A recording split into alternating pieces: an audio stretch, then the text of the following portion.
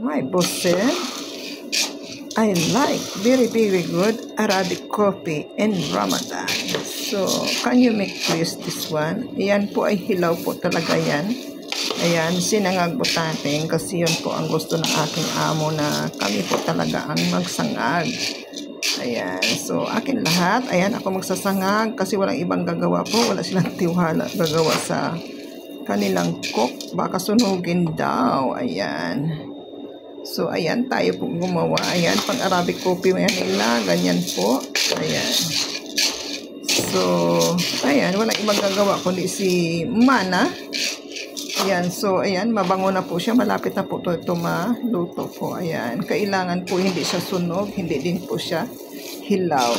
Kasi kung hilaw po siya, parang hindi po masarap yung lasa. Tapos, pag sunog naman, siyempre papait. Ayan, may bato po tayo nakuha. So, kunin natin po yan. Ayan.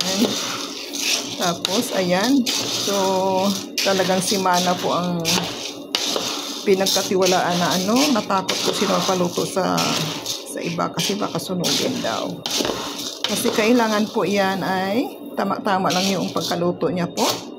Hindi po sa sunog, hindi po hilaw. Ayan. So, siguro ito mga pa to, mga 20 minutes pa natin na ganunin kasi kailangan po mahina lang po yung apoy. Ayan. So, mayroon naman po ready to make gawa.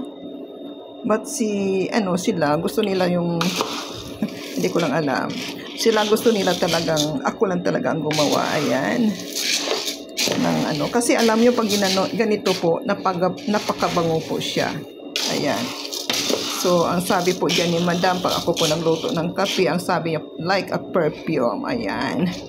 And the taste is very good. Ayan. So ayan, pinagtsatsagaan ko na alam nyo ang isang sako. Ito po yung sako niya. Ito po yung sako niya. Ayan po. Ayan po, isang sako po yan ay 5 kilos. 5 kilos po, ayan. 5 kilos. So, dalawang bisis natin po yan lulutuin. At saka, po yan, ang isang sakong ganito, dalawang oras natin po nalulutuin. Ayan. So, medyo matagal, kaya matyaga lang talaga. Ayan. So, pinaluto tayo ng dalawang sakong ganito. Ayan, dalawang ganyan.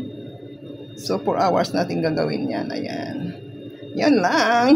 Sinishare ko lang kung paano gagawin yung Arabic coffee nila na iniinom every afternoon and in Ramadan. Ayan, pag Ramadan po, everyday po talaga yan bago sila kumain po. Kasi pag Ramadan po, wala silang kain all day. Ayan.